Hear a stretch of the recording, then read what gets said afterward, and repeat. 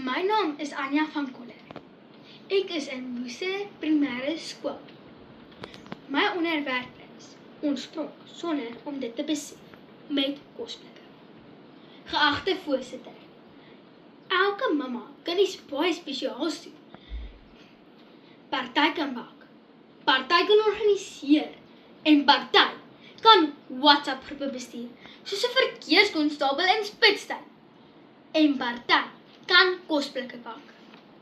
Kosblikke is veronderstel om eenvoudig te wees. Jy eet en speel verder, maar oor tyd het kosblikke en waterbottels meer begin sê as wat daarin is. Dit het status simbole geword.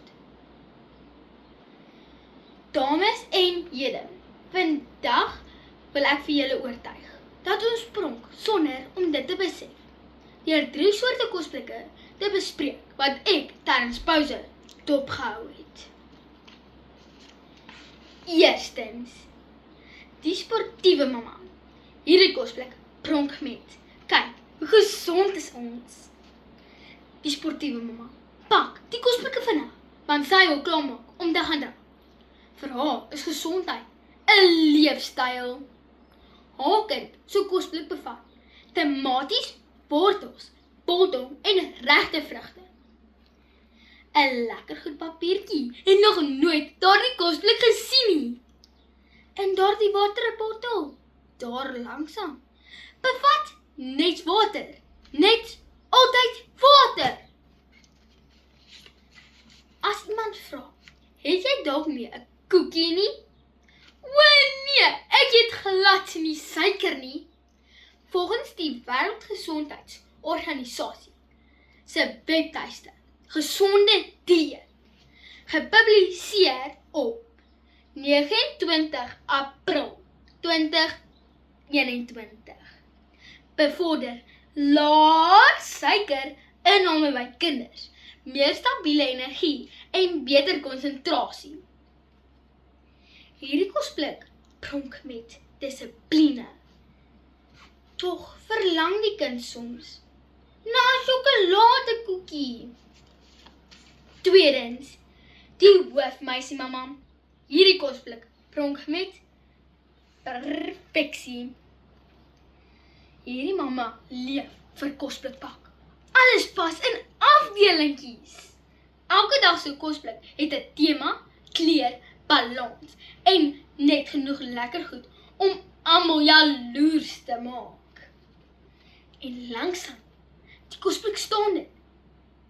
'n Stanley waterbottel, blink, swaar, regop, soos 'n trofee.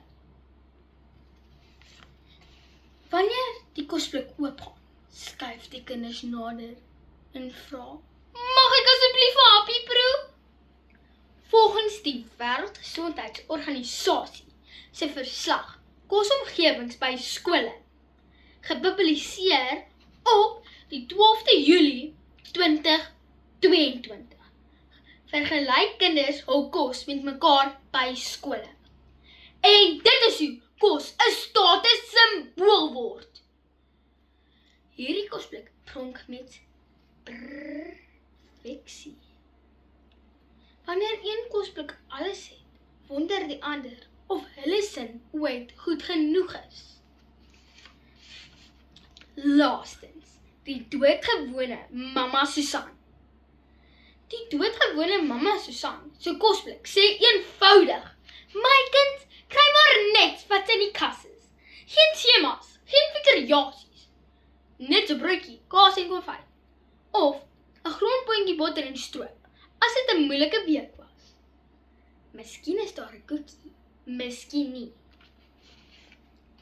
Jy vat 'n happie, dit proe normaal, soos huis. Volgens UNICEF se verslag, die toestand van die wêreld se kinders, gepubliseer in November 2023, voel kinders meer emosioneel veilig waar omgewings nie